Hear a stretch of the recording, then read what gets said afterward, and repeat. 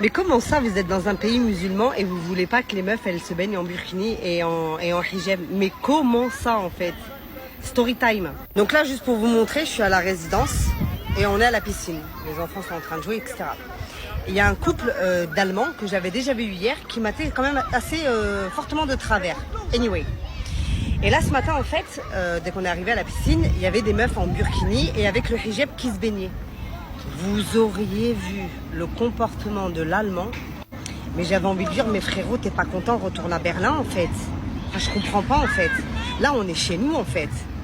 Moi, j'arriverai jamais à comprendre les gens qui partent en vacances dans un pays musulman alors qu'ils sont racistes. Je ne comprends pas les gens qui partent dans un pays arabe alors qu'ils sont racistes. Restez à Berlin, allez aux Pays-Bas, allez en Norvège, je comprends pas en fait.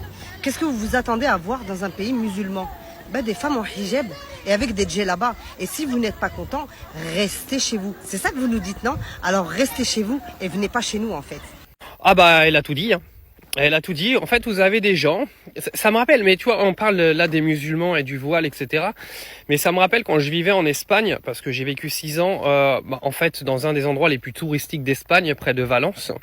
Et vous aviez les Français qui se pointaient, en fait, tous les étés, hein, naturellement, et qui venaient, qui rentraient dans les boucheries ou dans les magasins et qui parlaient aux caissières en français, aux bouchers en français.